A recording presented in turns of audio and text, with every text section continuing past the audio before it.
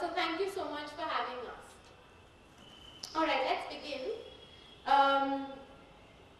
Now, in our work in climate education, we often hear that we need to leave a better planet for our children. And this is absolutely true. However, we also ask, what kind of children are we raising for the planet? Or what kind of citizens are we of the planet?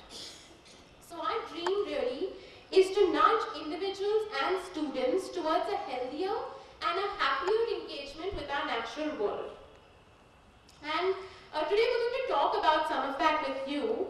So we do a lot of this with students, and we're going to do something similar here to make it a little bit more joyful, because we don't really subscribe to the doom and gloom approach that surrounds a lot of the climate conversations.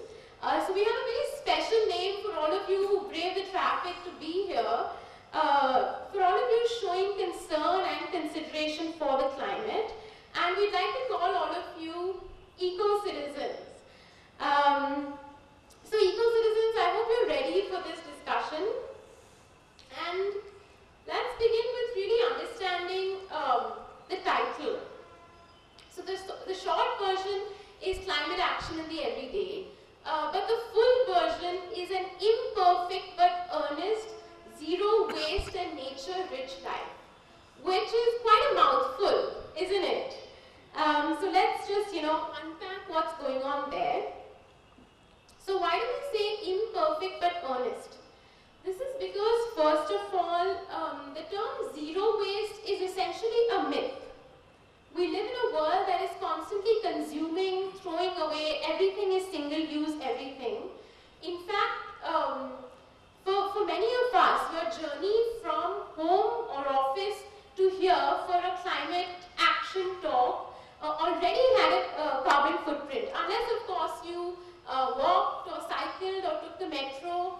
Did anybody here come here by public transport? Carpool. Okay, so thank you for that. Thank you for that. But really the thing is, what this really says is zero waste as such doesn't quite exist. It may be a good idea to be a little bit skeptical about anything that promises to be zero waste. And what we do want to do is then to reckon with it a little bit differently. Now, if there's anything that Shreyas and I have learned, is that this journey of climate action has been a lot of learning and unlearning. We made mistakes, we've had some wins, big and small, and basically we really just keep figuring it out as we go. And also, what happens with zero waste is that this approach often leads to discouragement and disappointment, and worst of all, which we don't want to happen, is that it leads to inaction. So rather than that, and that is why our title is a little bit long, but rather than that, we really subscribe to something that is earnest and imperfect and, towards a nature-rich life. So let's try to be as sincere as we can be to the cause of our planet's health, because that impacts not only you and I sitting here today, but a vast richness of plants and animals, essentially our planet's biodiversity, who we share home with. Now, what we do today is that we bring a two-pronged approach in how we communicate. This is because Shreyas and I have very different backgrounds. I have a bit of an academic, staring out of the window in deep philosophical thought kind of an approach. And Shreyas has a more solution-oriented, more practical industry, what can we do in the here and now approach. So over time, I have come to think that any distinction between the two is somewhat overstated.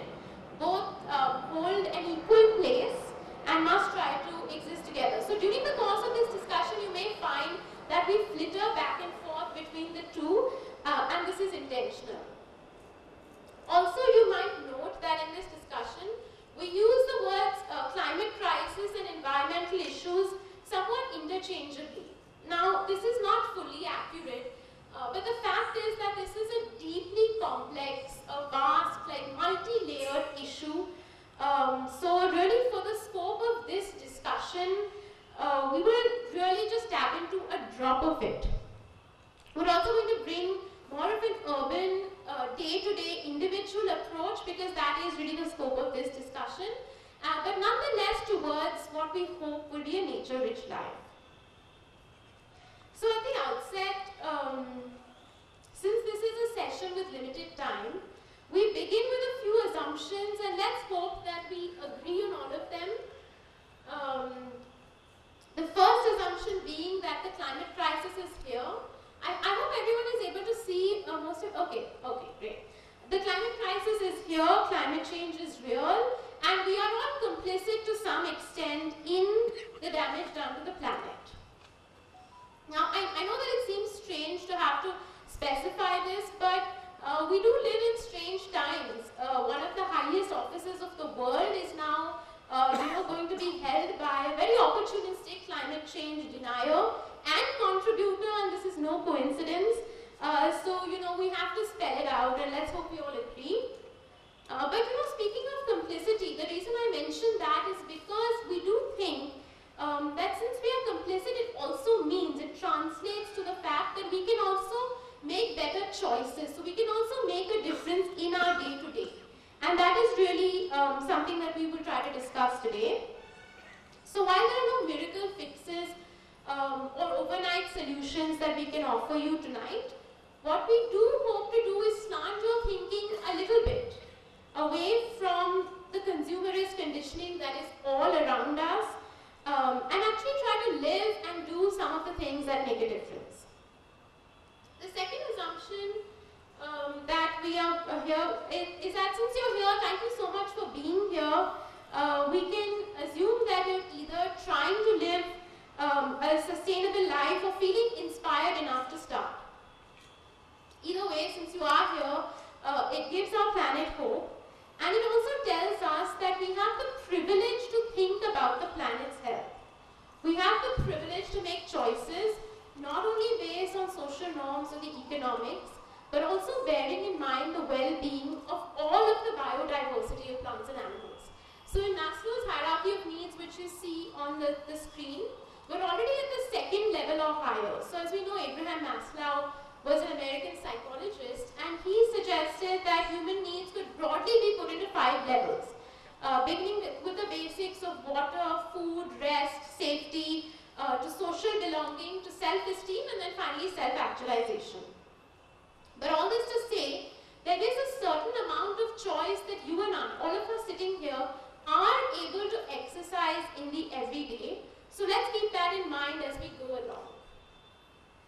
And finally, the third one,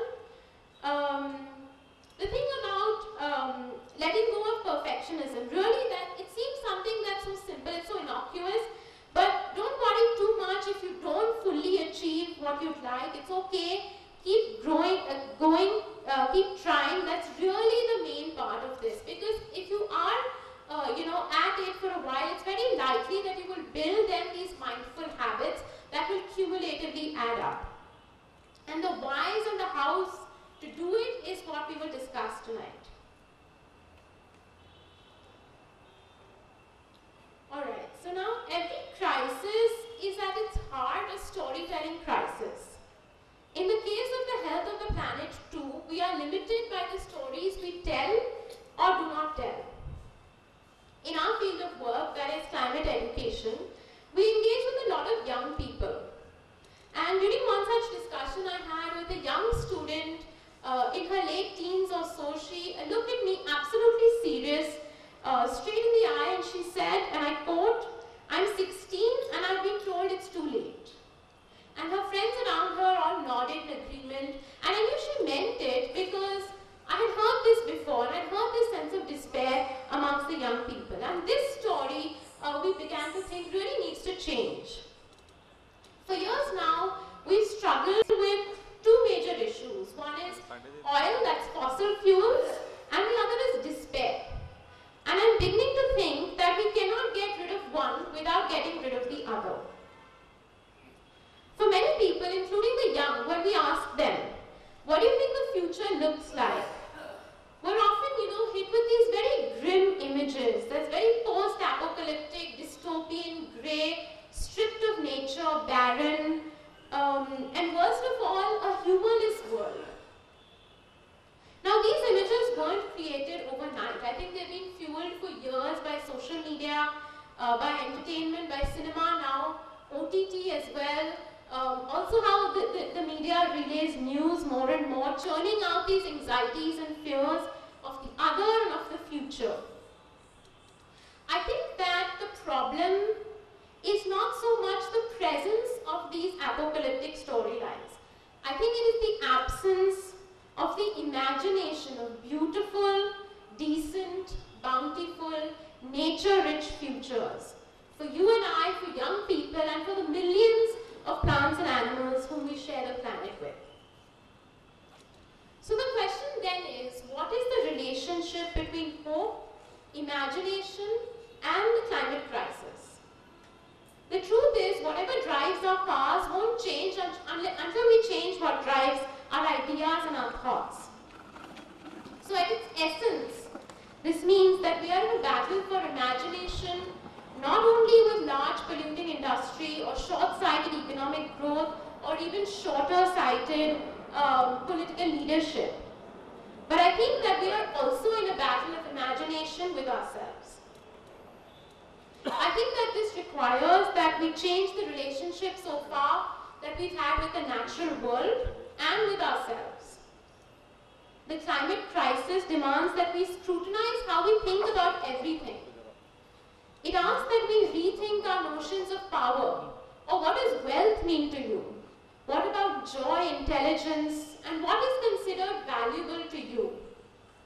Quite simply, it asks, what constitutes a good life?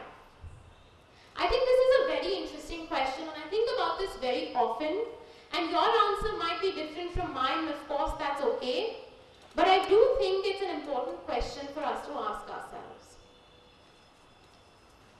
Okay, on this wonderfully introspective note, let me ask you, and we'll keep this a little interactive so that it's fun for you as well as for us.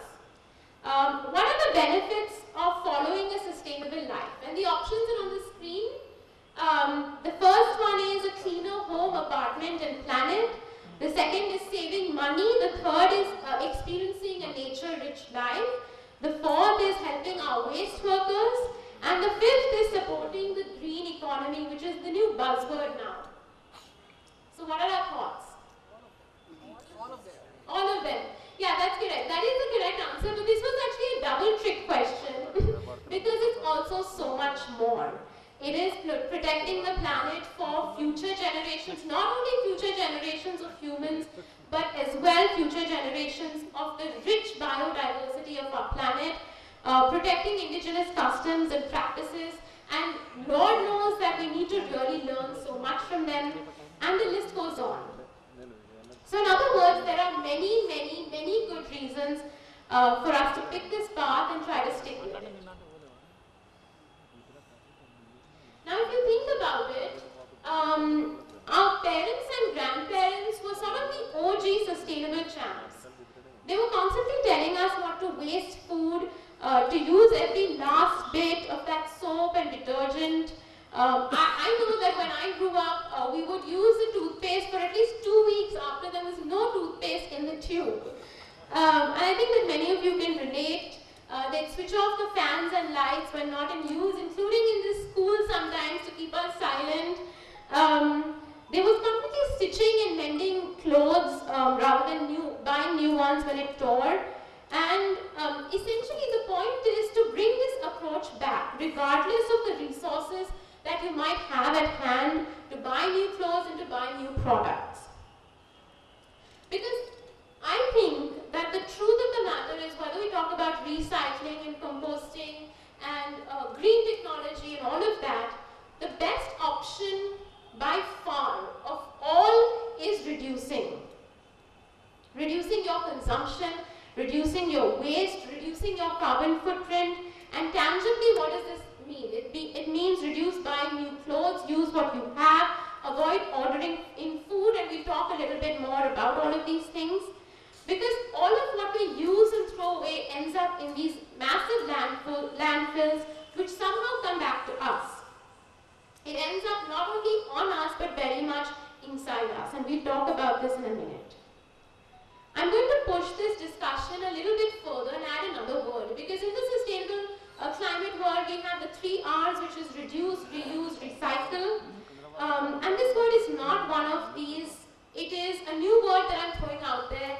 It's a discussion that I borrowed from a mentor of ours, from whom we try to learn, and very much walks the talk. It's a powerful word, and quite simply, it's enough.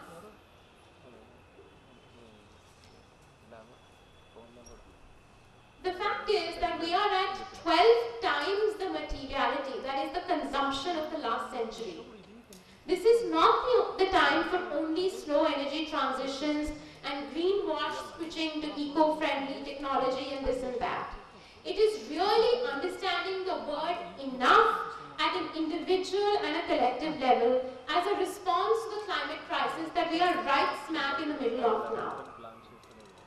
And why does this approach and why does this kind of thinking matter? I'll give you an example. It's almost inevitable that with the global temperatures rising around us, the demand for air conditioning is going to go up, and so is more greener ACs and so on are going to enter, and the demand for that is going to go up. But really that proves the Jevons paradox very much, which is basically gains in technological efficiency result in increased consumption, not decreased consumption. So it's going to create, then the more ACs we use are then going to create more urban heat islands, and then we're going to use more ACs, and it's just going to magnify. So what are we doing here? Because our consumption is still going higher and higher. And there's also the second issue about how this is a maladaptation. Because this is it's not really a critique of green technology. Of course we should have that. But it is also asking ourselves whether we are adapting well or poorly to the crisis. Because to come to the same example, that's also the question when we use a lot of air conditioning, which many of us do, is the question of biological resilience. If you get used to temperatures of 20, 24 degrees controlled temperatures, and I really hope that you're not using your air conditioners below 24 degrees, the point is, if you're in these controlled temperatures, you lose the ability to then reckon with the reality of what is 40 degrees. So rather than have these maladaptation responses to the climate crisis, we really have to look for solutions that have a better adaptation. This is both individually and collectively. So instead of only looking at technology as the answer to change our approach and to look for passive natural cooling, to have better designs of our homes, of our offices, of our schools, and essentially to have cities that have greener, nature-rich public commons. Okay, now we know that life we all live is far from ideal, and we do generate some waste in some form or the other. So how can we think about waste in the everyday, and what can we do to effectively manage it? To understand that, let's explore what the different categories of waste we generate or we are part of in the everyday. To do that, can anyone tell us what the different broad categories of waste could be? Anyone? Dry, okay. Wet? Soil pollution, Okay. hazardous e-waste. E-waste, okay. Perfect, I think we've covered more or less all of them, yeah. So, I'm not sure if it's visible on the screen, but the first waste as a country which we generate a lot is actually wet waste. Now, wet waste is typically anything that comes out of a kitchen, anything that's organic, that can be decomposed and degraded, like vegetable peels, banana peels, etc. And there's an effective tool that's given by nature, that's been designed by nature, and we will be talking about that, is composting to mitigate the wet waste. The second broad category of waste that we come across is our dry waste. Now, dry waste is our PET bottles, our plastic covers, anything that we are buying our food products in, chips packets, etc. Everything cardboard would constitute as a dry waste. The third category is e-waste. Now, as we know, technology today in our modern in the last, at least in the 2-3 decades, technology keeps changing every 3 months, every 6 months. And it is largely driven by a consumeristic approach, and that results in a large accumulation of e-waste. E-waste is particularly tricky on how it has to be mitigated and managed, which is why sorting, segregation of e-waste at source is the most effective way to combat it. The next category of waste is a sanitary waste. Now, sanitary waste typically includes the baby diapers, sanitary pads, gloves, masks. As we all know, during the pandemic, we needed them for our survival, but especially in the last 3-4 years, the biological waste and the sanitary waste has been the most difficult, challenging one to manage. And there are alternatives today for that. For example, baby diapers today, which conventional baby diapers come in plastic, I have now moved on to eco-fiber based materials like bamboo. That's one. And when it comes to sanitary pads, there are also eco-friendly solutions like menstrual cups and also sanitary pads which are made from banana fibers and stuff. So there are a lot of alternatives that have been coming into the market. The last and the most tricky category is our household hazardous waste.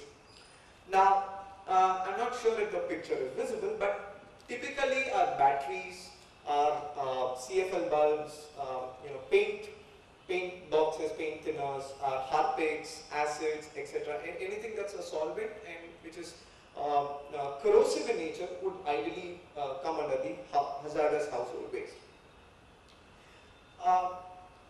Now that we've had a look at common categories of waste in our household, here's a quick overview of what general wastes are there in our offices and how we can manage and completely eliminate them. And that's, as you can see on the screen, you can see the tissue papers are one, that's one, sachets are there, paper cups and PET bottles. Now, we will be discussing more in detail about the plastic consumption, but here are two simple alternatives that we could do. We could just carry our own small towels or small handkerchiefs, and that completely eliminates us using the tissue paper. I see people in offices and malls, they just take 4, 5 at once, and that's basically a treat, and that's something that we can easily solve. The other one, and this is something that really bothers me, is our dependency on plastics today. So a simple flask, a metal flask, could help us with both our water needs as well as enjoy a hot cup of chai and coffee right there. And these are some important ways in which we can completely reduce and would be a great step towards a reduction of waste.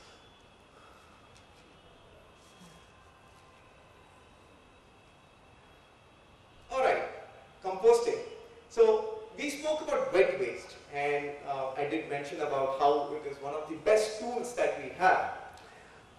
Composting by itself is a vast subject. It's a topic by itself, but for now we are going to explore for our discussion today from an individual and from a society and a collective basis at that level. So some people believe learning how to compost is complicated. It's smelly, it smells bad, it's messy, and it's all true, but it's also not true if it's done right. And it's actually quite simple to begin with. I think the screen is kind of little on and off. Essentially, what you can see on the screen is there are 3 categories. We have something called greens, browns, and what doesn't go into the composters. So greens are anything that's coming from our kitchen. The vegetable peels, banana peels, fruit peels, etc. Anything that can be broken down by the microbes. And browns are essentially components from our gardens, and the dried leaves, papers, and all the other things that can be naturally broken down, but needs to go in a mix. What doesn't go into a composter are bones, plastics, meat, dairy, and typically inorganic things like glass, metal, all the other components which cannot be broken down, essentially should not go.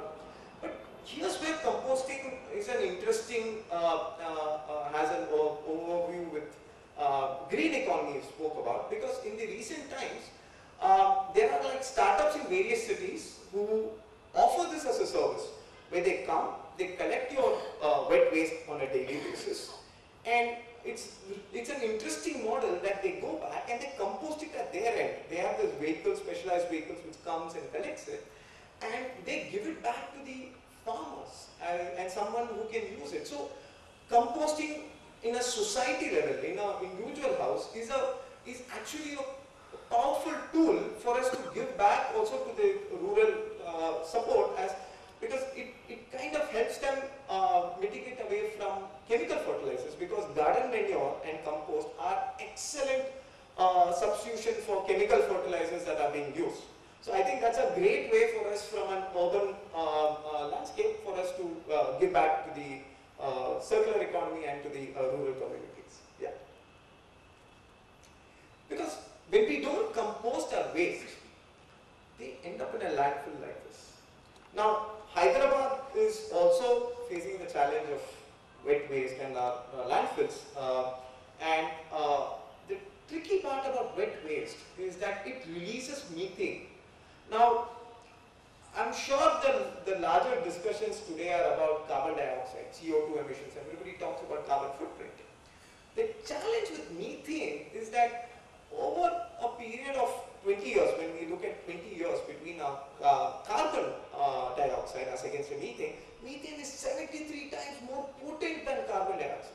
And it's something that can be easily managed and addressed at source, because through composting, there's an effective way in which we avoid it from ending up in a landfill like this. And this is just one of the 1,000 landfills that we have in this country, and this is a growing problem. Alright, so in discussions of waste, really what can you and I do in the everyday? First is, like Shreyas mentioned, please do segregate your waste at source.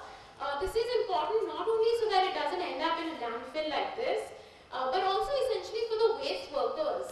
We've tried to understand and we've tried to learn from them, and it's very difficult for them as well when we do not segregate the waste. So this is something that we can do in the everyday, and it is also doing right by the people, the women and men who keep our cities and our country clean.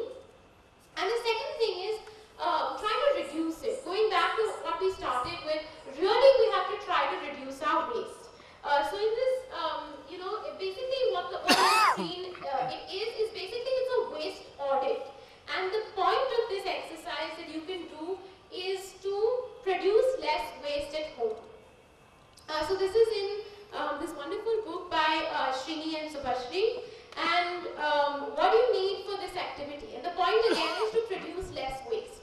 What do you need? You need a piece of pen and a paper, or if you're too cool for that, then you can have your phone and laptop and a spreadsheet. But what is really the most important thing that we need for this activity? Who can tell us? And the hint is in the title of our talk.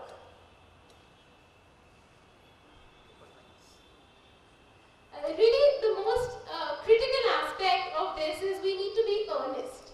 Earnestness is actually the most important ingredient here, so that we can really do our bit in the everyday. So what you can do here is you have the date first, and then you have the different types of waste, so dry waste, wet waste, e-waste, and so on.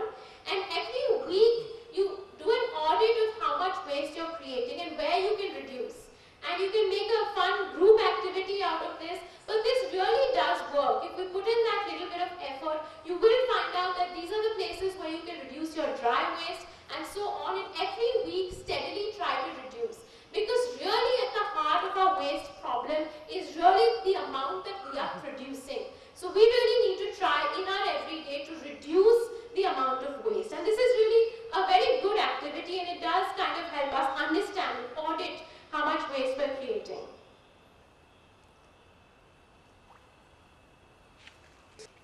Okay, now on the discussion of food. We all love good food.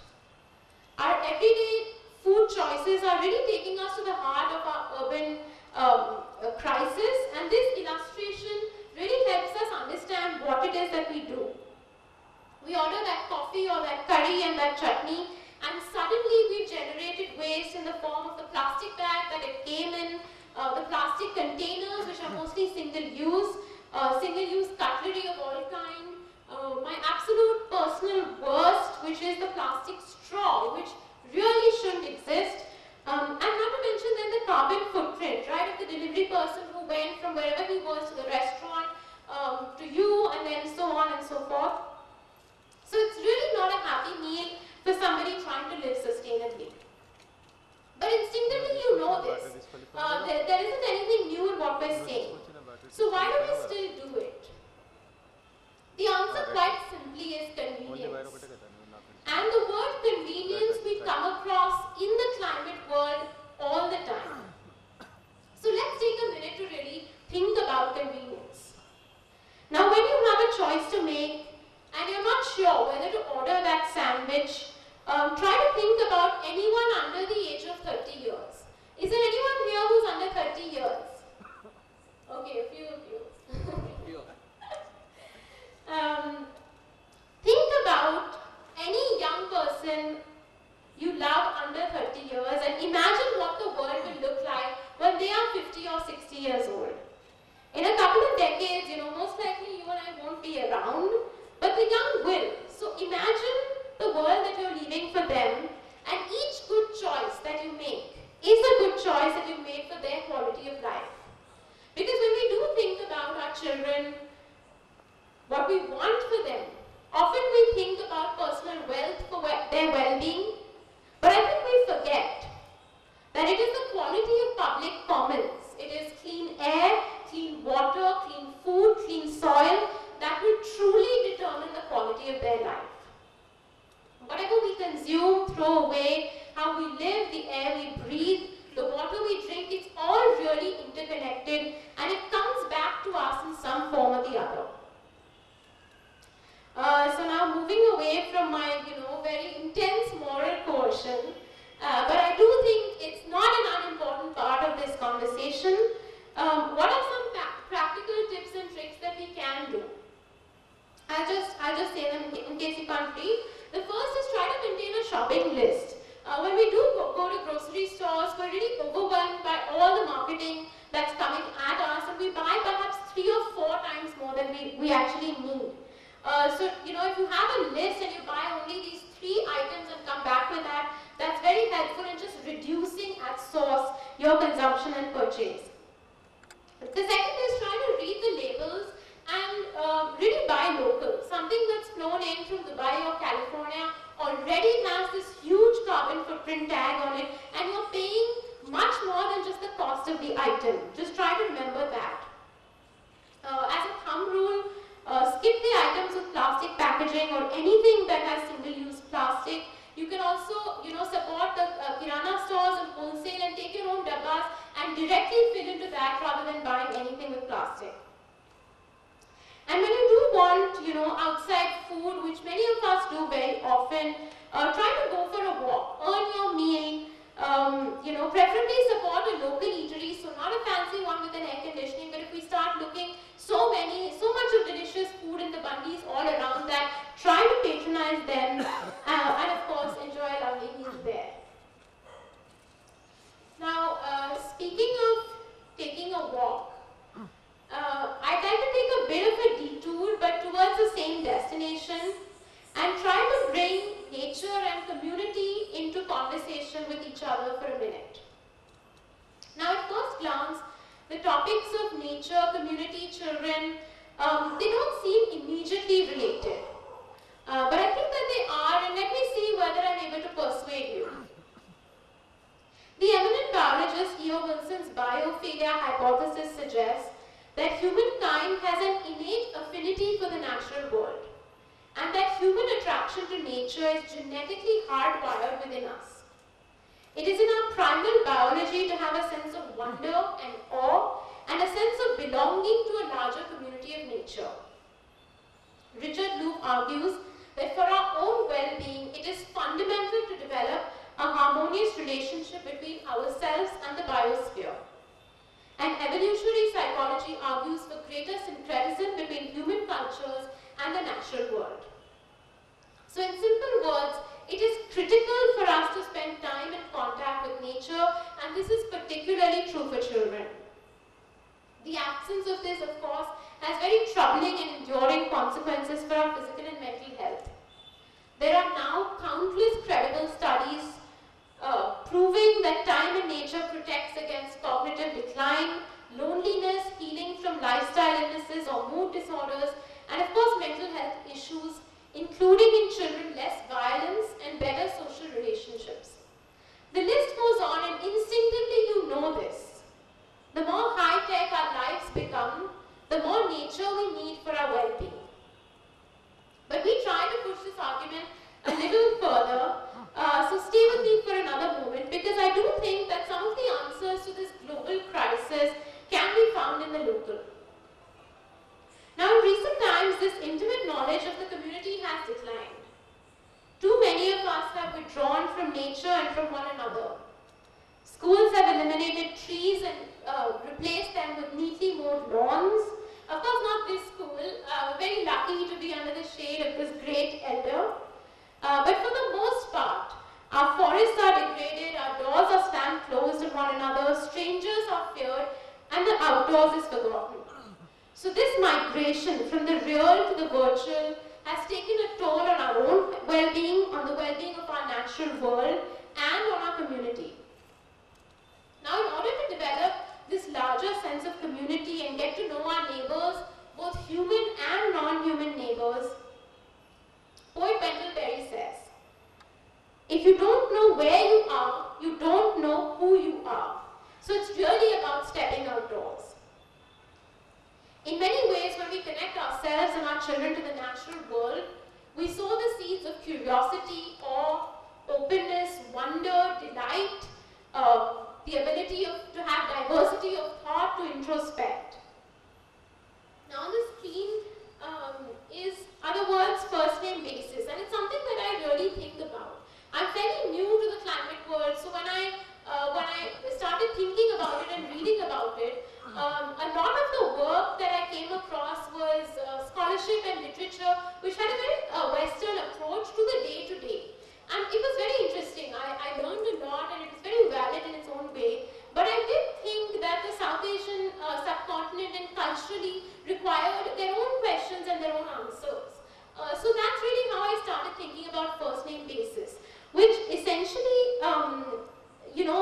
if you see the different kind of living beings on the screen, wherever you live, you know who they are. You know them by first name basis. You know them, and they are tied somehow into your personal identity and are part of your community. You're familiar enough with the man or the woman who has a shop outside your home. You're familiar with the dog at their feet. Most likely they are friends. And you're familiar with the trees around. You know them by first name. They are part of your community, and you know the inhabitants also of the tree. As we know, a tree does not stand alone. There is a universe really within the tree. And there was a recent beautiful article by a naturalist with the title, The Big Value of Little Things. And also to understand and to know and appreciate by first name basis the great value of the inhabitants of the tree. So that's really where I try to think about first name basis, which of course is not without its rigor. Many people in this city as well are fighting to protect the banyans, and we know that has come with hardship and heartache. But it is such a good fight. It is a fight that is in service not only of you and I, but also of the universe that lives in these banyans. It's also not without its rigor with the animal, the dog on the street. Our training is that it's not enough that the dog is sweet to look at. There's vaccinations that have to be done. There has to be ABC, which is animal birth control. So it is not without its rigor. And then of course, outside your home, there's a very good chance that someone's trying to cut off all these beautiful branches to put up more ugly wires and so on. So all this to say, this is where we hope that you step in and step up for nature, for one another, and also for the community.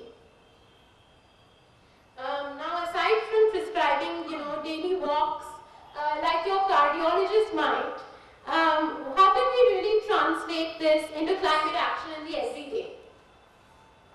Now in India as elsewhere, e-commerce has absolutely exploded. The clothing spending much more than tripled. It went up from 1924 billion rupees in 2010 to 5,408 billion rupees in 2018. So it really tripled over 8 years. And the current numbers were so staggering that they could not fit on my page. So I simply could not fathom just how large it was. And it really makes one think about how India is choosing to spend her money. So what can we do really? We understand this instinctively, we know, and it's very easy. Again, the question of convenience comes up very strongly in this discussion as well. But there are some things that we can do to really not be a part of this problem. I think the first is to avoid or reduce buying new clothes. The best clothes that you have, can wear are the ones that you already have. There's also, I also feel like you can borrow from family, friends, or my sister says, steal.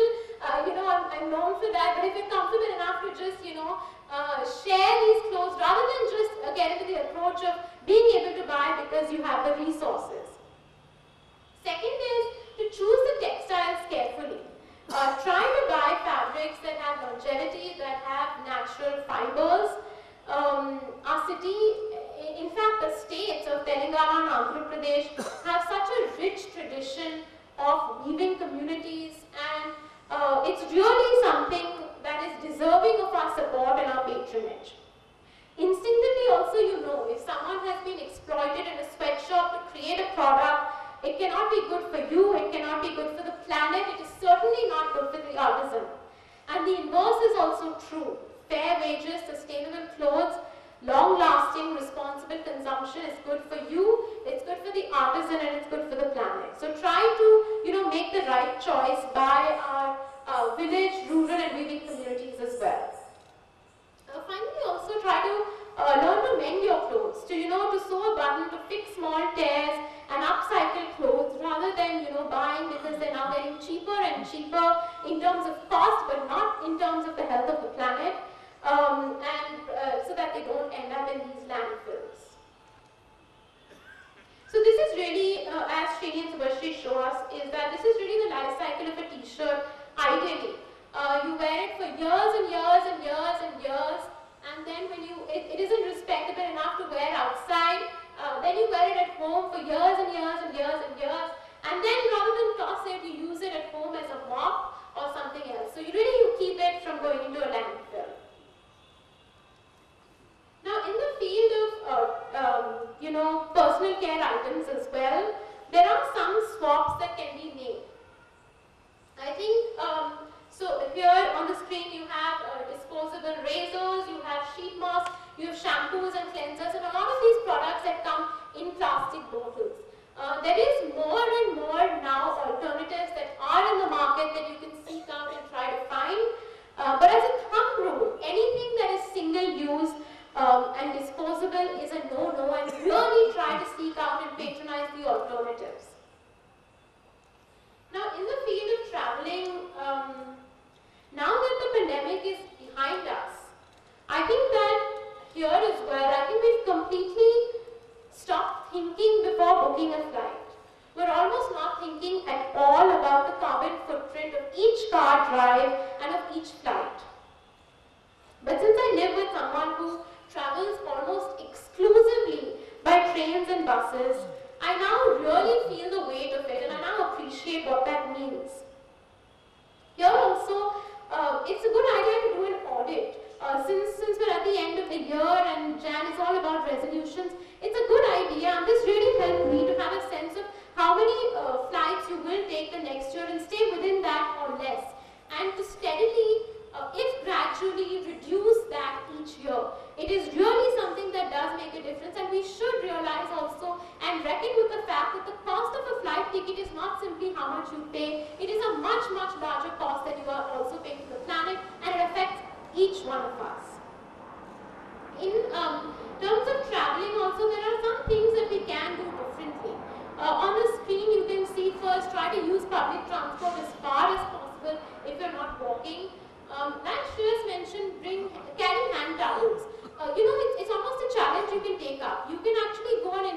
trip without using a single-use cutlery as well as a single hand towel. This is in fact possible, as we know, and really you save so much of these single-use things. And pack light, that's one thing that's on the screen, perhaps you can see is pack light. I didn't understand this for a bit, but then now I do. What this means is when you're traveling and you have many bags, you can't use public transport, you need somebody to come pick you up and then you take all your bags. So it really makes it difficult to live and walk around easily and to live efficiently towards the climate. So that's also something that I've learned has been very helpful.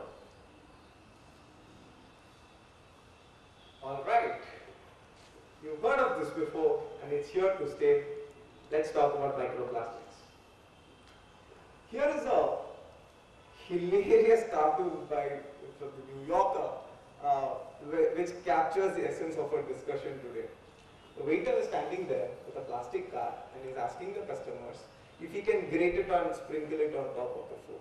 And it's a telling cartoon because this is how common microplastics is around us and perhaps inside us. We go to the next slide. In order to understand microplastics, it is important to first see from where the source of microplastics is. Now, the hot cup of sambar that comes through a delivery or the nice cup of chai that comes through delivery often comes in a plastic cup.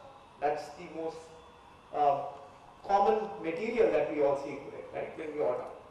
And the challenge with plastics is that the inner lining of the same cup breaks down with every minute of a hot food product or a liquid in it.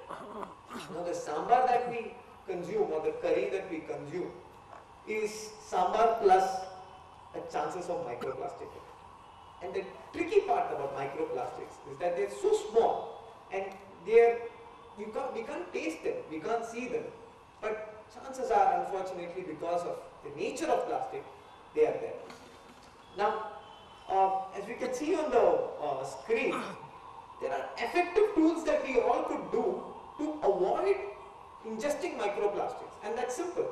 Now, if you're going to go to a restaurant, we suggest that you can take your own dabba. We try that. You know, we go with our own metal box. Now, when we go to an office, when you pack your lunch, we request you to avoid packing it in a plastic base, any kind of plastic base. It's not the single-use plastic, any kind of plastic, because over time the erosion happens in that. And by switching to a metal-based dabba system, it completely eliminates microplastics in that.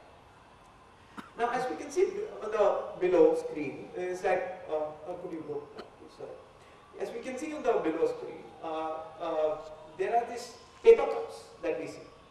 Now, paper cups are not technically fully paper per se, because there is an inherent lining of plastic that's there, which is why the integrity of the cup is there. And when the hot coffee or the hot chai comes in contact in that moment, chances are the plastic is being broken down in every minute that we hold the cup and while we consume it. Simple way for us to avoid that is to ask for a glass. Now, where I come from in Chennai, all the tea shops have the option of chai glasses, glass ones, and they're effective ones because it's easy for the shopkeeper also to manage, and it also doesn't create waste. And the interesting thing is you enjoy a hot cup of beverage without microplastics in it, or carry a flask, like we mentioned when we discussed about the office, right? Next slide. Now the other common source of microplastics that's there in the everyday, as you can see, is this is an image of a PET bottle. Now imagine a bubble top plastic bottles or a normal PET bottle or drinking packaged water. Now it's not perhaps clear from the screen, but when the moment there's a sunlight or when there's a heat falling on the bottles, chances are the plastic is being broken down gradually and microplastics are arising. And the other common sources in our kitchen is our non-stick cookwares. unfortunately are creating something that's on the rise right now, especially in the global north, is something called as Teflon flu. Now every time we scratch when we cook, every time you have a layer, unfortunately chances are it's coming out in our food and it's being broken down. The Teflon breaks down. And the other culprits of microplastics are tea bags. Now, if you enjoy a nice cup of chai, we suggest switching, clipping the leaves out, taking it out, and use a muslin cloth bag. Now, that muslin cloth bag, tea bags are available today. They're reusable, but you still enjoy the same beverage minus the chances of microplastics going in it. And the last is the chopping boards, the vegetable chopping boards which come in plastics. Every time there's a cut, chances are those plastic is leaching onto the surface of the vegetable or fruit that we are cutting. So there are alternatives available for that also. A simple wooden board, something like this, also helps mitigate us from microplastics.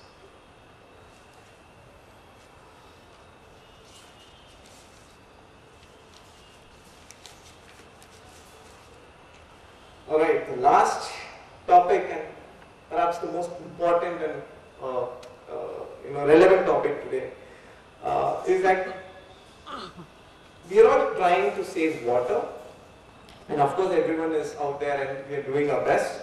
But here's a quick overview of how we tend to perhaps use it or misuse it in the everyday.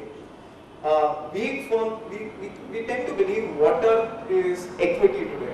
While we speak about equity in cities, when we speak about equity in general, water is perhaps the most important equity today.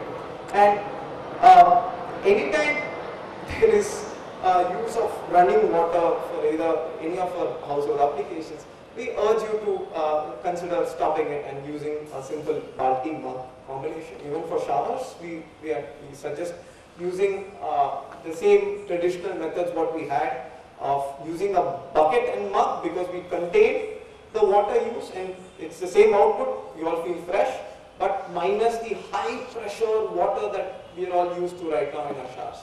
And the last one, and this really breaks my heart, in peak of the summer, in Hyderabad or Chennai or most of the cities that I've seen and lived in, is that people use fresh water to wash their cars, to wash their garage, to wash their, all the outside of the homes so that the cooling effect comes. And at the same time, in the same city, couple of kilometers away is a family which perhaps is just living with one ration of 25 liters of water, 30 liters. What goes into clean cars and garages? Perhaps that water could be well used for a family elsewhere. So we really urge you to consider switching to alternatives or talk about it, share about this, because a sponge mop, something like that, would do the same, the output is the same, and it's just how much of an input that we use today, that's what we are trying to explore and understand. And it's rather scary because there's a new United Nations department that's been created, and that's the United Nations Convention to combat desertification. Because by 2050, it is estimated that 75% of the globe will have water crisis, fresh water crisis. And this is something that all of us today, we need to start looking at it, because this image here was issued by the Cape Town government, because when Cape Town was perhaps one of the first cities to declare ground zero, which means there was no groundwater available. The water table was completely skewed. The challenge with groundwater is it's dependent on how long it takes for the groundwater to recharge. Not just the moment we see rains, we assume it's going inside. That's not the case. There's a certain water cycle that nature has created, and that urban cities have also been built on.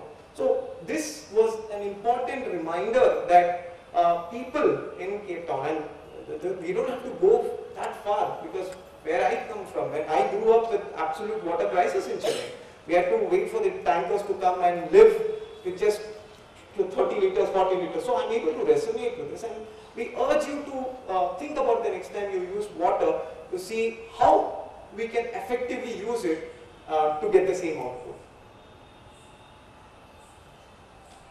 Finally, as we wrap up now, a word about the world that we live in. We say this again and again, and we will really never tire of doing so. And that is that we are so lucky to share this planet with a very rich, a fascinating, a stunning biodiversity of plants and animals.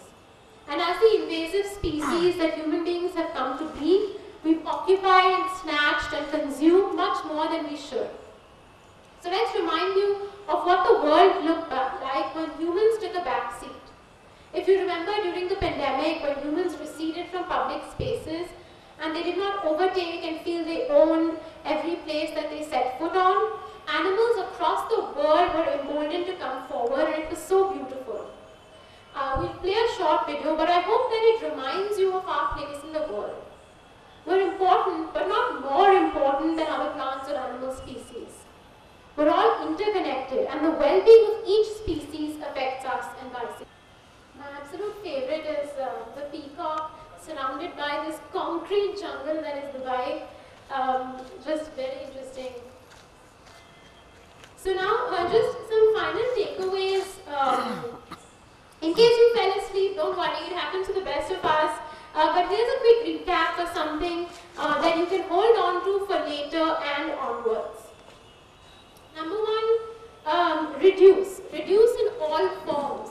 Reduce your consumption, reduce your waste. Really the word enough should stay with us for much longer than the duration of this discussion. The second, try to keep a regular home waste audit. It seems like a bit of a hassle, but it actually has you understand much better where you're producing waste and where you can cut down. In that same breath, really try to segregate your waste at source, whether at home or office and elsewhere. This is doing right by not only you and I here, but also the waste workers who keep our cities clean. Third, really try to promote nature-rich lives in your homes and schools and elsewhere. The imagination of a more beautiful and more decent world is really something worth fighting for. Fourth, try to promote climate education. This is something that we feel so strongly about because while it's important for you and I to think about it, it is actually infinitely more important for young people to have that understanding because that is really the world that they're going to have to reckon with. When you go out, try to avoid ordering food, but when you do go to the groceries, please try to avoid all single-use items. Try to buy local. As Shreyas said, the issue of water is really a matter of equity. Make no mistake that when you are misusing or using in excess water, you are taking it away from another living being, whether human or non-human. Finally, first name basis, to have that sense of community that the tree outside is as much a part of your personal identity as the brick home of yours. And finally, and the most important is really to stay honest and to keep trying. I was going to end with a video. No, I think, okay, so I don't think, I think it's a bit soft. But basically we were going to end with this beautiful letter which was by a father to his children. And it was written by Stuart Capstick and narrated by the actor Benedict Cumberbatch. And it resonated profoundly with us because I am someone who stays up at night genuinely wondering about how it's going to be for all these young people that we meet, how it's going to be for this fantastic biodiversity that, the more we know, the more we marvel. And I realized really that above all else, for the sake of a good night's sleep, if nothing else, really the thing was for me to keep trying. The little time that I've spent in this field has been a very humbling, a very transformative experience because the natural world is truly a beautiful place. It's a place full of joy, wonder and curiosity, and I hope that when you walk away, you do so with the urge to connect with it in the everyday, to imagine it as your own and to protect it in the ways that you can, for the rich biodiversity, for your own health and for all those that you love. And if you would like to watch the poem, which I think is really very beautiful, you can search Benedict Cumberbatch climate poem and you'll find it on YouTube. But thank you so much for your attention. attention and we look forward to your questions. For this wonderful talk, instructive talk to the importance of being earnest in our everyday. And I apologize to you and to the audience that, the projection was bad, the board, the sound didn't work, but we hope we can be earnest and do a better job next time. I think there'll be a lot of questions, so please,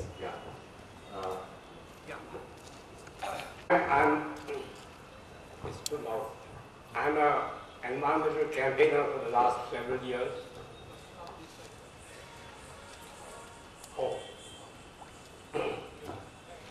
My name is Ajit Kumar.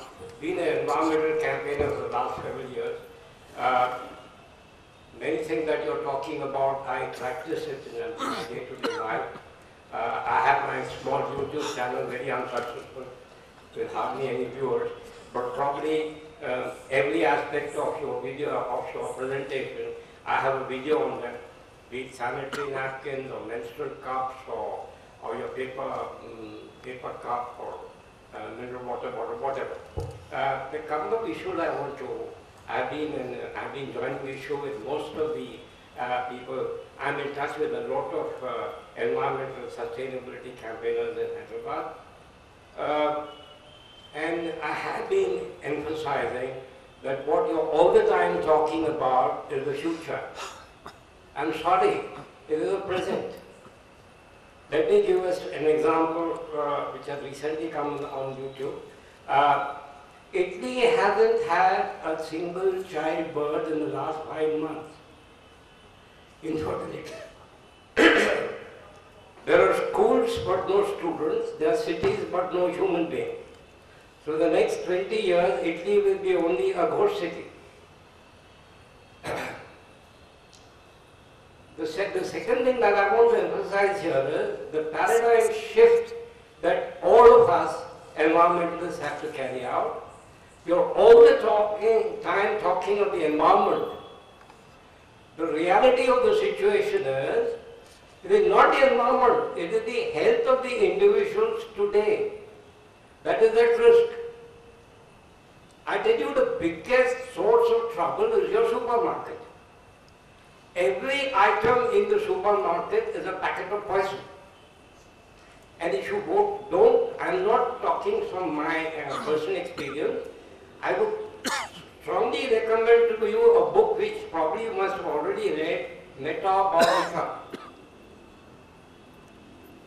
You can, or Rujita Divakar, you can consume a kilogram of potato chips made at home or bought from a mithai wala. But that single packet of Lay's is poison for you because it has got a coating of bisphenol A. You were talking of microplastic. It's history. The current problem is nanoplastic. And microplastic goes into your body, into your bloodstream. But nanoplastic goes straight into your cells and modifies your cell structure itself. Let me end by giving you an example from my own personal family. My niece in the United States was diagnosed with cancer, breast cancer, postmenopausal. And I got some of her reports, medical reports from there. You know, what was she being treated for? The tests that were being carried out was the level of estrogen in a 65-year-old woman,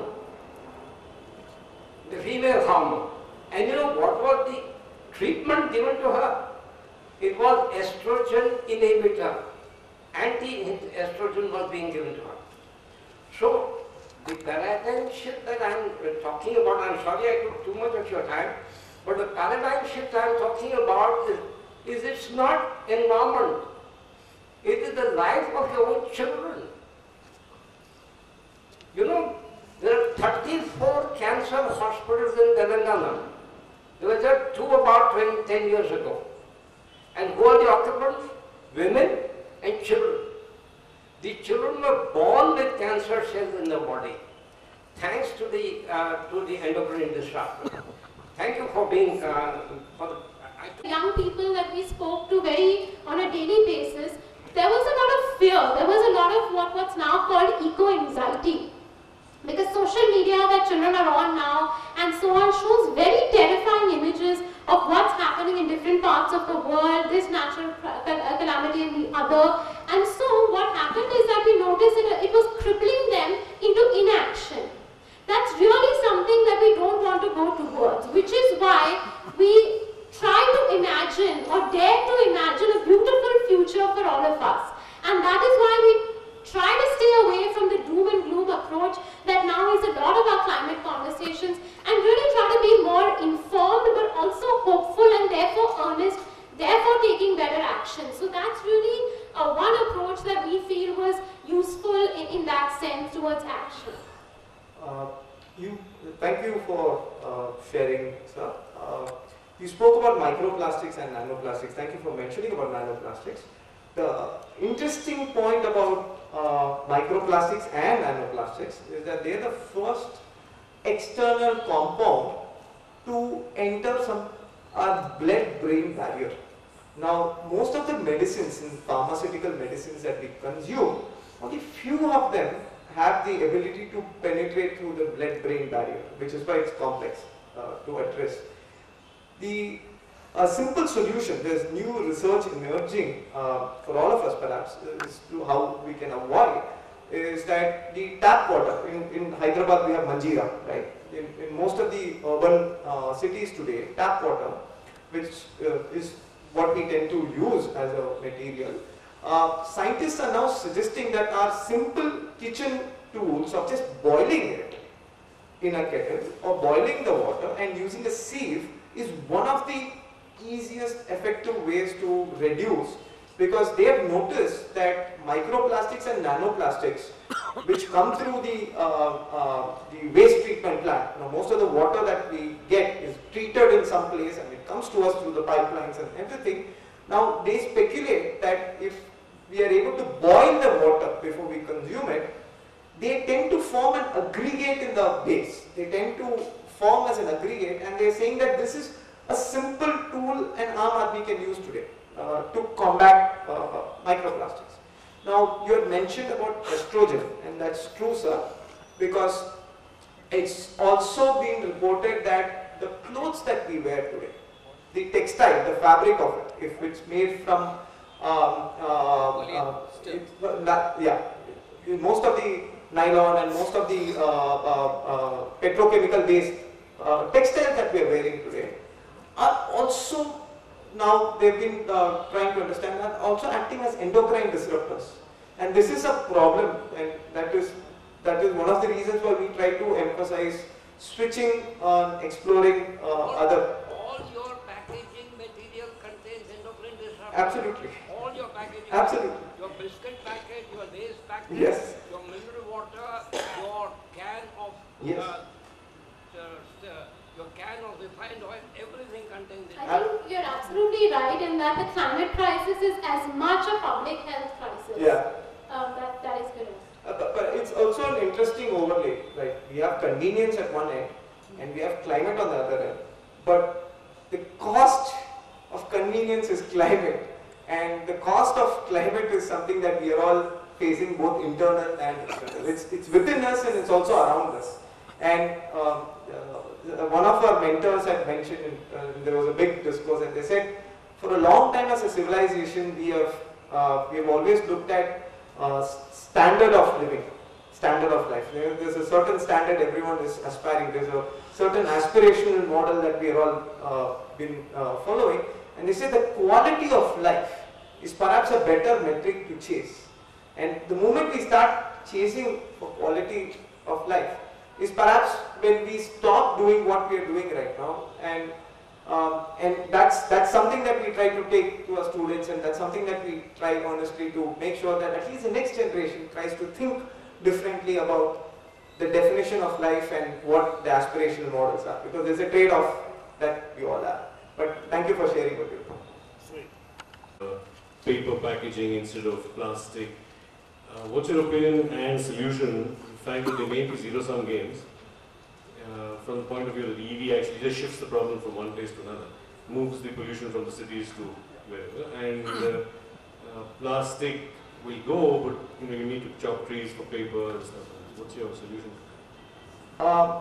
It is true. The carbon footprint that goes into make an electric vehicle is far higher than what it goes to make an electric internal combustion engines, the petrol engines and the diesel engines. The challenge is the petrol and diesel engines over the lifetime emit more.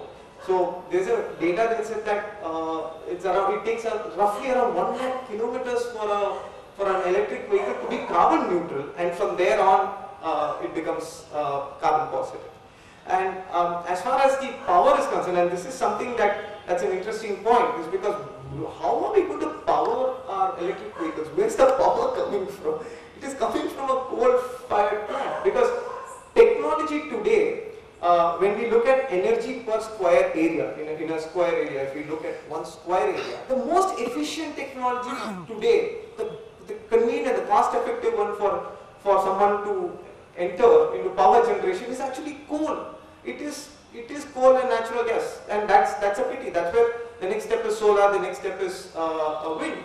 And there was a report which said that currently our emissions today globally, it's around 50 billion tons of carbon emission per year is what we are having, and we are having close to 1 trillion of plastics being made, and less than 9% is ever recycled. Recycling of plastic is perhaps been one of the biggest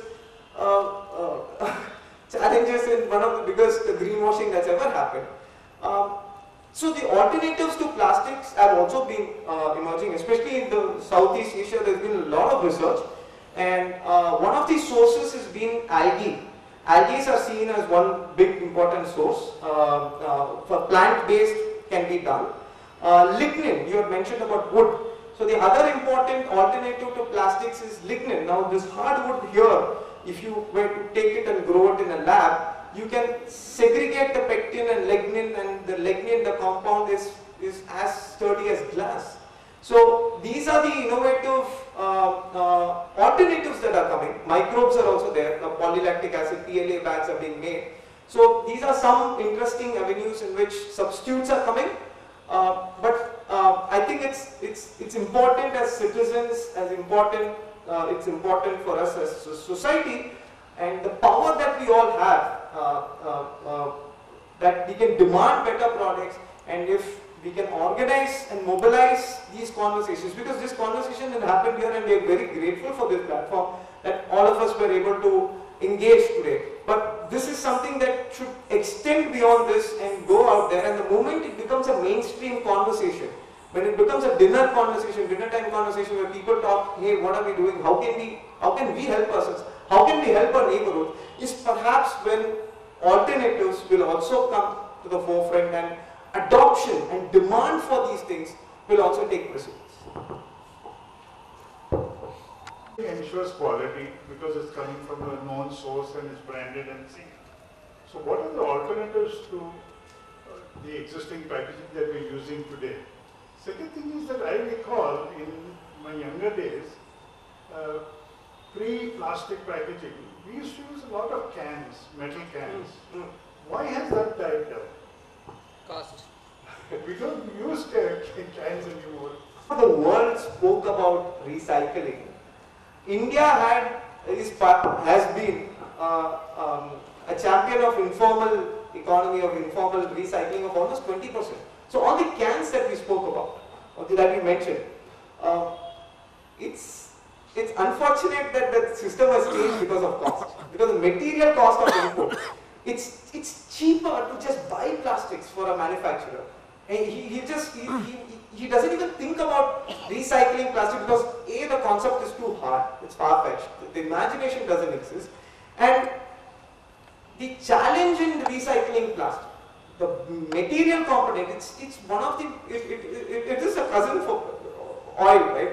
So one end we have petrochemicals going up, so that's directly proportional to the amount of plastics also coming up, because each are dependent we have wonderful world bodies today discussing about world plastic treaties and we're talking about COPs and everything. So independently everyone is arriving at the same point that what we did earlier, at least in our country, I can speak from the context of Indian subcontinent, is that what we did as practice back then was perhaps the best way. Packaging through cans was one of the effective ways. But I think though the first part of your question from the view of the manufacturer, I don't know, because it really depends on the product.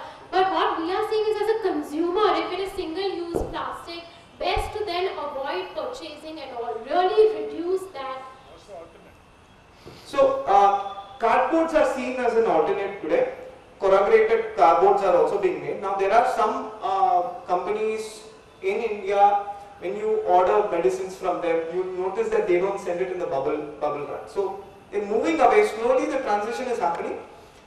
There's a cost to it and there's a premium to it, and I think slowly the consumer world is also demanding better, and I think when the echo for the demand is higher is perhaps when other brands will also follow the same perhaps the process. But packaging is a tricky thing because cardboard is still prominent today in the large scale of logistics. But in the consumer driven world where our deliveries happen, it's still happening in plastics, even from small merchants to consumers. So that last mile is still unfortunately plastic because that's the most available one. Yeah. A couple of quick points. To your reduce, reuse, recycle, may I suggest that you add a fourth R, which is refuse. Refuse to take the plastic bag. Yeah. Refuse to buy things that come from a long way. Okay. The second thing I'd like to ask is a question. I live in an independent house. I segregate my wet waste, my dry waste, my brown waste, my green waste, my white waste, and all that. But the fellow who comes and takes it, puts them all in the same bag. Yeah. So the servants are doing it, so why should we segregate if they're going to be integrated again? Now, you said that there are some people in cities who come and collect. I have a large garden, so there's a lot of leaves falling every day. Now, I don't know what to do with them. I put them in the same refuse heap that this fellow takes. I do not make compost myself because I tried doing that, and the bandicoots in my garden increased in large numbers. Couldn't handle those. So that's a question I'd like to ask whoever can answer. I went to GatorZ from earlier when there was a program like this, but no real solution came. Yeah. The third is a very simple, very on a light-hearted note. You can refuse, you can eliminate the single-use razors if people followed you and me in growing beer. Where these kind of innovative startups are coming and they do offer that. But thank you for feeding the bandicoots though. That's truly a circular economy right there in your garden. And as far as managing the waste from a waste management company or from a municipal corporation's perspective, it's interesting because one of the challenge right there is a small condition that you'll see in most of the documents called tipping fee. Now, what it means is that the incentive for the waste collector is that the higher the volume of waste he has, the more the tipping fee that they get. So it's kind of correlating to that. That's why we see that even in most cities where the segregation happens, there are some municipal corporations which have imposed fines and everything for the consumers for residential households that they need to segregate. But then when that truck comes, they throw everything together and it all goes. Because now there's been a shift in how the municipal corporations look at waste, and one of the solutions that is being deemed is waste to energy. Now, people familiar with the Okla Delhi case would perhaps know that waste to energy is still not there yet as a solution. Now, some of the European countries, Sweden and everyone, they have managed it effectively. They have high intensive scrubbers and everything which clears the air, and it's still smoke free and stuff. But what is happening today is that wet waste and dry waste, when it's going there, it's mixed together and it's being put into the incinerator. At least that's also the solution that's been looked at even in Hyderabad. Balnagar here, and also now I think there's one more new plant coming up. So that is seen as a solution, unfortunately, and the mixing is happening because there's economics in mixing it. So, but where this issue is that there are startups that have now started, collecting dry waste at source, which does give incentive for you to segregate your waste still and still have the dry waste, be taken to a facility separately. So that is something that can be done for the city. Upcycling of dry waste is on the rise right now. So we're seeing innovative ways happening. Yes, sir. Yeah, it is impressive presentation.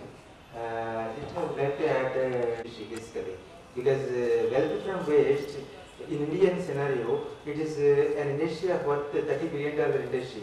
Wealth from waste is more than $30 billion industry. And instead of landfillings and composting, other solutions, refined solutions are, for example, from kitchen waste and wet waste, biogas generation is one, other one is power generation. Some of the municipal corporations in India are doing. And another e-waste is there, right? For example, electrical cables and all. In that copper will be there, copper, bronze, these kind of metals. They can be used in manufacturing idols and statues. Okay, metal waste can be used in manufacturing jewelry. Similarly, municipal ash can be used in manufacturing bricks. Similarly, wood waste can be used in construction material. And another, not only that, temple waste, even flowers in temple. There are a couple of guys in Varanasi. They started a startup. Agarbatti, making flowers, using flowers, they were making agarbatti and exporting to 20 countries. 20 different countries. So like that, wealth from waste is more than $30 billion industry in Indian scenario. And so many startups are coming post 2010 in this sector. It is one of the... I think that both those questions are so interconnected. It is actually the state's job to do a better understanding and, of our segregating of our waste. But startups have started responding. I don't know how good that is for our city to have startups and private initiatives doing that. But those are the options where you do have e-waste going to certain startups, dry waste, etc. But it is a tricky space with no easy answers from my understanding. Sustainability right now, and a lot of the stuff you spoke about is a lot of stuff not only that I study about, but we're also looking at systemic changes to how we do. And like to start with how you guys started with reduce, much of it is about how you change the consumer's behavior, right? And I just kind of wanted to ask about two things. One of which is I'm still young enough to have gone to school at a time where we were taught EVS in school.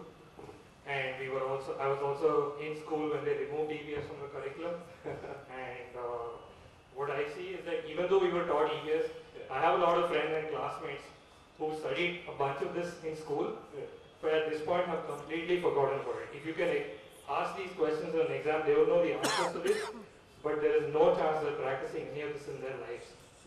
And what I learned when I was in college, and we found out that it's very difficult to change how people behave, especially at this age. And I want to know how in your work as people practicing climate education, how do you go about getting people to change not only their personal behaviors now in these kind of situations, but I read the bio and I saw that you guys work with schools and school students. So I feel like climate education starts at that young age, where you can shape someone's behavior and look at how you go about living. And I feel like I want to know more about that, because I feel like even today with my friends, in spite of them knowing all of this information, it's very difficult for me to explain to them why what they already know should be practiced in their life. So it's such an interesting thing. I think that what EVS did, I think, was a bit of a missed opportunity in my understanding, in that actually, if you think about it, and what we try to do when we go to the classrooms is to really bring that joy and wonder and curiosity that nature is. To all of us, it is really a beautiful thing. It inspires us. It brings out the best in us. It is a richness that is invaluable. So really, those values we try to bring to children, and it is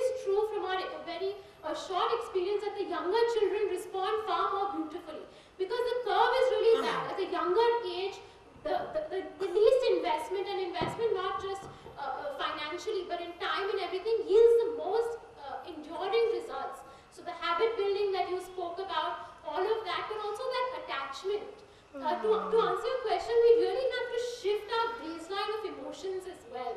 You know, and I think that in the South Asian sort of context, there's so much potential for that. I really do believe that, because we are somewhat an interfering, loud people, and we do care, you know, what the neighbor's up to. And so if we do understand that actually our neighbor is not only the person who lives next door, but also that tree, also the inhabitants of the tree, to sort of stretch that baseline of what we think of as our community and to kind of have those emotions as well. That's really the hope that you know we're going towards. Speaking of students, it's also never too late. You know, while the graph is like this, and with younger children it's the most effective. That's not to say that, you know, when you're older it doesn't impact you. I think that at any age we can try to think about it differently and change these habits. But as you know, it's not always easy, and it's not always without its rigor, and also you don't really see the results very immediately, isn't it? You sort of allow the child to spend some time just sort of observing ants and, you know, just learning that let's observe, let's not try to, you know, poke them and interfere. That's something that you can only hope that with time they understand that that ant belongs as much as you do. So it is a long journey. And I think that there's no easy answer, but I love that you think this way. It's a journey. I have a last question. For investing us with the enthusiasm that you bring, you know, in your talk. Thank you so much. I just want to quote and not a question, because this kind of is summing up what you have been saying, is that Sonam Wangchuk, we have been following many of us, and he has this one sentence which really sums up your reduce, and reuse, that if the urban population would live simply, then we in the rural area can simply live. And I think it is so crucial that we keep on reminding ourselves it is not possible for us to claim everything that we can afford, resourcefully manage to help out, really, that's what it is, because we are really neglecting human life, but all our biodiversity. So this is a very crucial thought. You showed wonderful photographs. Why don't you, as policymakers, demand a national or an inter-world lockdown month, 1 month a year? I think that will work, because we have to give it a chance. And we know that across the world, they together lock down themselves for a period of 6 months, 9 months, whatever. I think it should be possible for us to lock down for that fun. The last question I have is, what exactly happened in Cape Town and how are they coping with it? The team declared ground zero, which meant that the groundwater, the water table, was completely eradicated and then run out of it. And that prompted other cities to wake up, and perhaps they didn't really take that seriously, because soon to follow were some of the Indian cities. Bangalore, as we know, recently also had the same water issues, drought issues that were happening. And ground zero right now is also being attributed to this research that is being, they've understood that the Earth's axis is also tilting the more and more we are depleting groundwater. So I think there's a lot of importance that the Cape Town incident created, and it kind of created more research in that. But essentially, there was no water in some. And to address your first point, like Sir mentioned, to avoid razors, to make beard cool, you know, there's something called No Shave November, sir. I didn't know. So cheers to you for that. But we should. There is a trend, you know, the moment we make things cool for the next generation, for them to demand, at least all of us, not too sure how much the capacity to change is there. And I'm sure all of you are, all of us are doing our part, and thank you for doing what you all are doing, thinking progressively, and from platforms like this. But I think to build that to what we said, the imagination, sir. I think the moment we let students imagine that they could create a better world, I think that might then create more solutions that we are not thinking about right now, because there is certain lens and certain perspective and bias that we all have, and we all work within that in the everyday. So hoping that the next generation